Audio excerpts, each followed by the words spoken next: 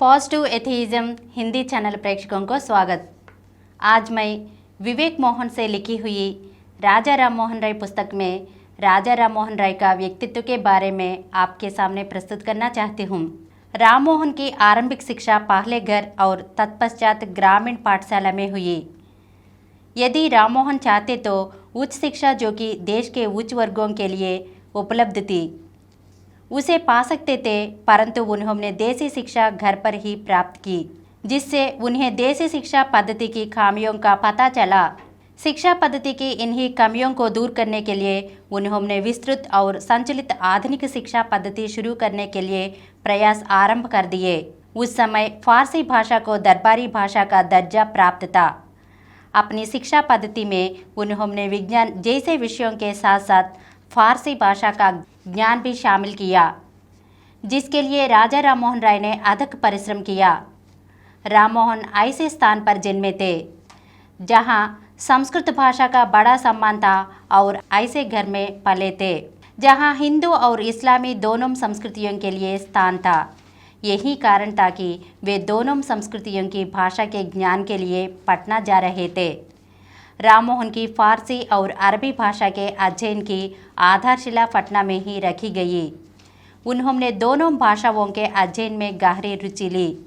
शीघ्र ही वे कुरान का उसकी मूल भाषा में अध्ययन करने लगे, जिसका परिणाम यह हुआ कि वे इस्लाम धर्म के 63 संप्रदायों और मुस्लिम कानून के इतने बड़े ज्ञाता हो गए जितना शायद कोई मौलवी भी न हो।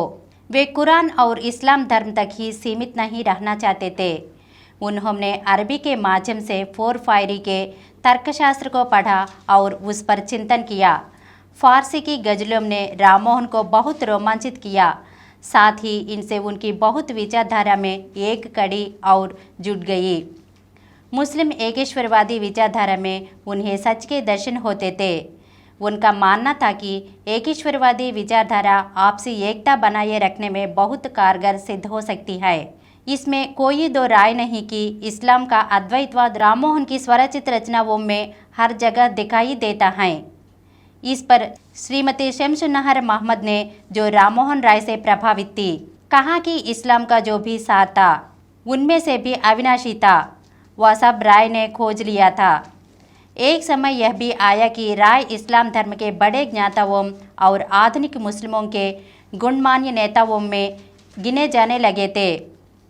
राम मोहन के जीवन काल में उनके प्रभाव क्षेत्र में बहुत से बुद्धिजीवी आए। उनमें से एक थी सोफिया डॉब्सन कॉलिट, जिन्होंने उनकी जीवनी लिखी। अपनी पुस्तक में उन्होंने लिखा कि राम मोहन के गंभीर अध्ययन ने उनके बचपन के उन सभी धार्मिक विश्वासों को छिन्न भिन्न कर दिया जिनकी जड़ें बहुत गहरी चली गई थी। अगले एपिसोड में राजा राम मोहन राय के बारे में और कुछ अंशों को जानेंगे। धन्यवाद।